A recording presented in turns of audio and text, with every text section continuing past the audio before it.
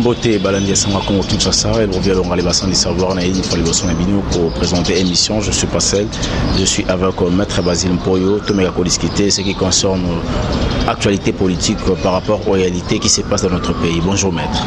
Bonjour Sangoya Congo. Bonne santé. Santé Sanango Malam.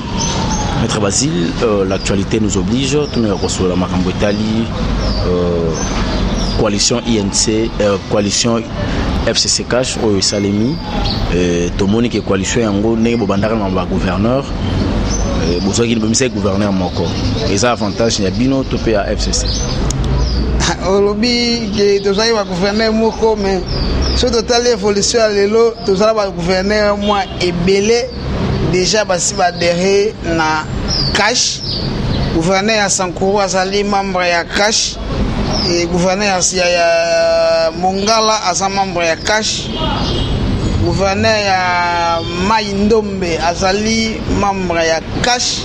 Donc ba dessus salama déjà azali sous mon côté ba comme moi ebele metima ti année si la to comme na année mususu ukomona ki ba gouverneur ebele ba ko pesa position na bango vraiment ya solo. Donc IDPS INC Cash na mobimba na yango tozali déjà na ba gouverneur moi ebele o basi bandimi ko adhérer na vision ya mokonzi mboka.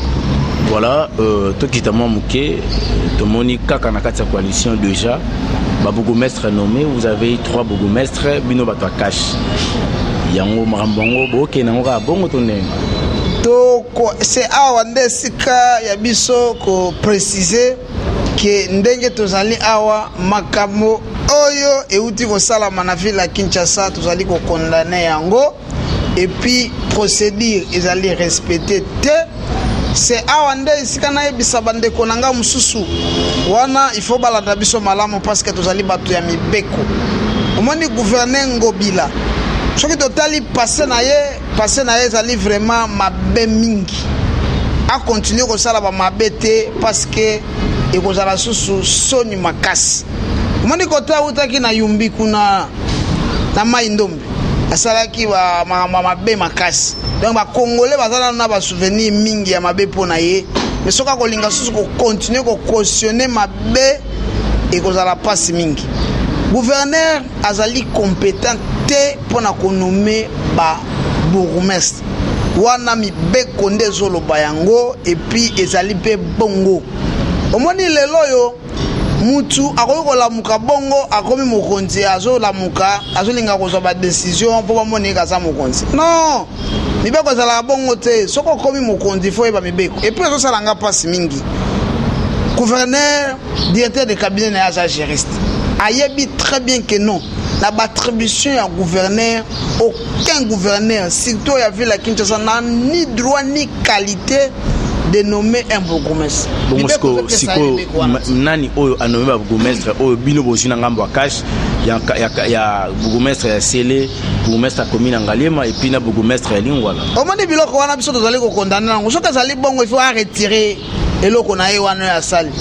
Omoni bourgmestre Ngobile sika zali azali gouverneur eloko asali ezali ko violer mibeko koya Cash na pouvoir ezali te po to ya okoma soki ba extraordinaire to banda konyatela mibeko non. Donc mibeko nde sabo il faut to respecter yango na utikola bakena za mutu ya mibeko et puis mibeko ezali ko pesa ndingisa te tom pifoter et pas gouverneur pour a nommer ba bourgmestre yango tozali ko senga ye a retirer loko na ye wana et puis c'est awa nde conseil d'état il faut se saisir pe na dossier oyo nde ba député na biso baza ba député provincial la ville à Kinshasa moment yango ya ko se saisir na dossier il faut interpeller le gouverneur. Ce n'est pas dans ses attributions le gouverneur n'a ni qualité ni droit de nommer le bourgmestre. Donc les députés provinciaux voilà un dossier panta donc oh bino il faut bengi sa gouverneur aya ko samba aya ko boyokaye qu'est-ce qui se passe tout ça na posa biloko wana te biso il faut to respecter mibeko pe nde il faut respecter mais au moins le gouverneur ko sala dans ses attributions pour le bon fonctionnement des institutions pour la bonne administration des services publics. Le gouverneur peut seulement permettre, il peut faire la permutation, pas la nomination. Mais Neloko Asali, on a constaté que non, Neloko Asali, il a profité en permettant, nous avons vu de nouvelles figures. Non, ça c'est une violation flagrante de la loi dont les députés provinciaux de la ville de Kinshasa, il ne faut pas se saisir dans les locaux, il faut interpeller le gouverneur. Ce n'est pas normal. Le gouverneur, papa, ici nous sommes dans la ville de Kinshasa, siégé à l'institution, là où tous les juristes sont là. Les juristes sont là, les colonnes ont géré la ville. Au boulot, Kinshasa, le Yumbi, Totoma, Indombete. Kinshasa, c'est différent. Donc, un télo basé Bela, na 400 000 donc, je suis cautionné le Kouanati. Les députés, vous savez, conseil d'état peut vous savoir ça bino to ko considérer te loko moko tia mabe e ko yuko sala o biso to ko yuko ndima e sala mabongo gouverneur n'a ni qualité ni droit de nommer les bourgmestres to moni na bilo azan nommé par président de la République. Non, le président n'a pas pris l'ordonnance. Toutes les ordonnances elles à la lu na RTNC. Yo la na RTNC va biso que va nommer ba bourgmestre. Tout l'andi en côté et puis le président n'était même pas au pays. Et le gouverneur a salué les Soni Makassi. C'est une honte pour les juristes qui entourent les gouverneurs. Comment vous avez le locaux à Bongo? Et ça se passe mingi. Tout ça, c'est une époque où il y a un régime à Kala, au régime à Kabila où on prenait des décisions Bongo na saleté. Ah, on so baza vigilant. Voyez, atabato wana osale loko te ba komika et loko bimi ba comme hôtel. Est-ce qu'il respecte la constitution? Est-ce que les cas qui normal donc tout le monde, tous les Congolais sont déjà éveillés par rapport à ba acte au Iso Salam. Gouverneur se place yango ya ko retirer loko na wana parce que yo muto jaki yango. Et puis ce n'est pas le moment. Omoni musala au gouverneur a oudi ko sala o ya osokenumi.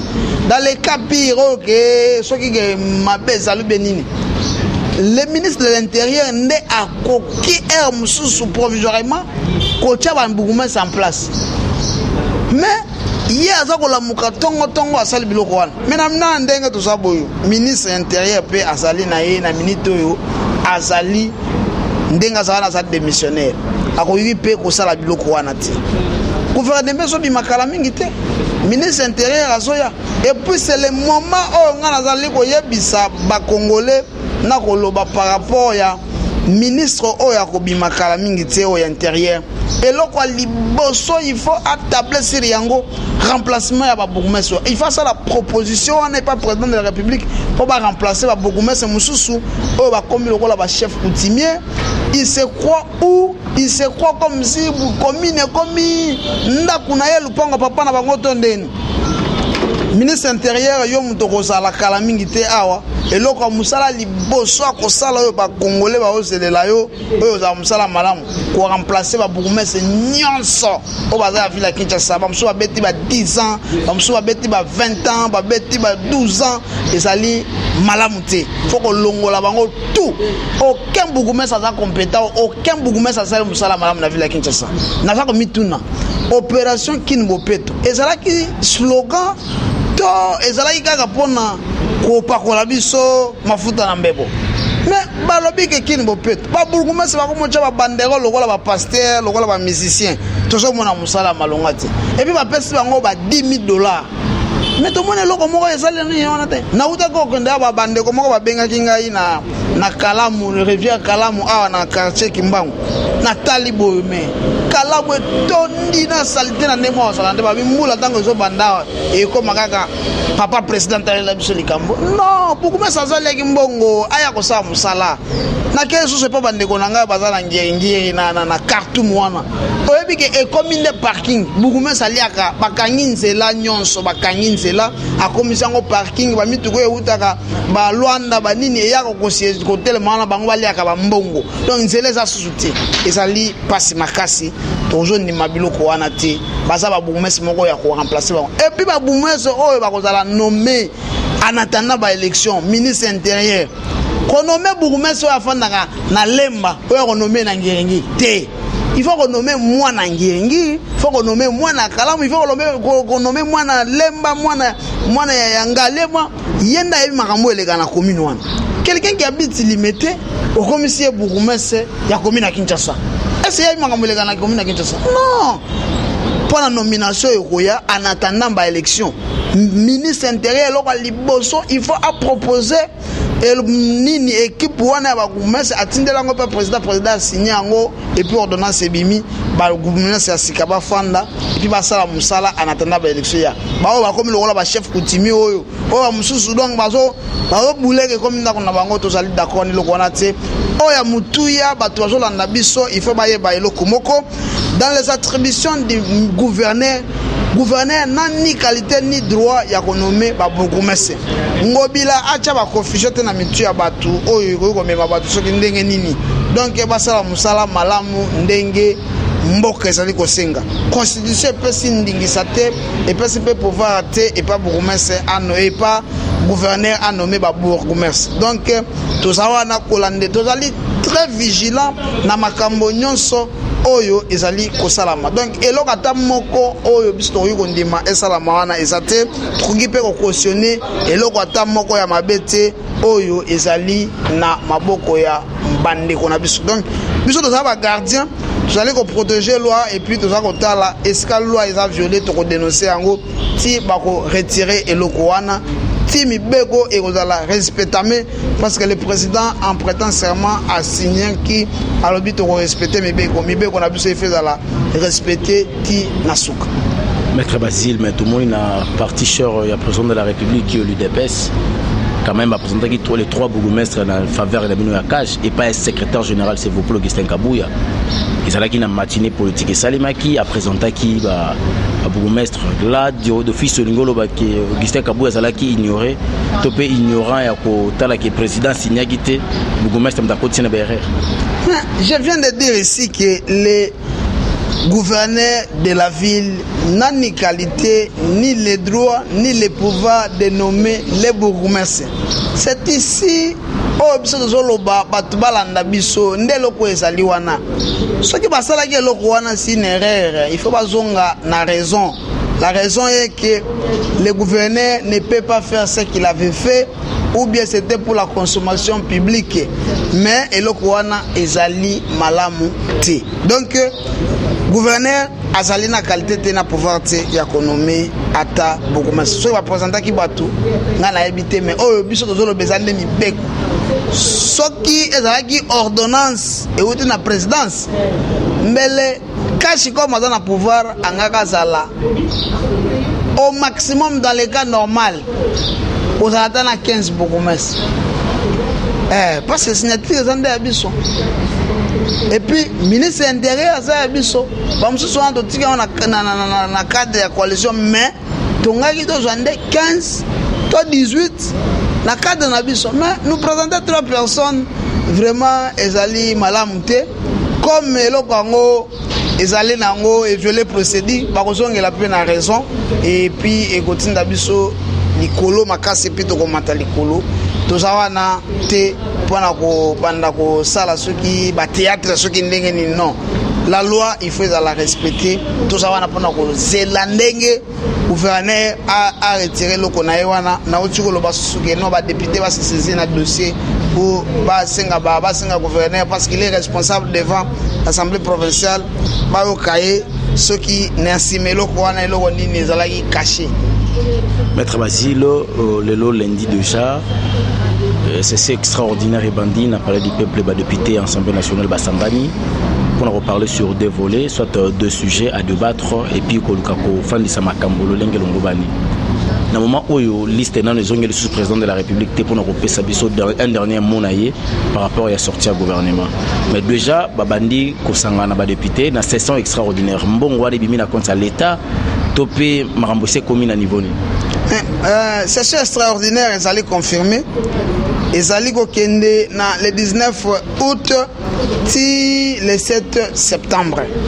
Dans la session extraordinaire, ils ont 2 matières où ils inscrire na kati validation ya mandat ya ba député na biso o mususu bayaki na kozoa kobima na cour constitutionnelle.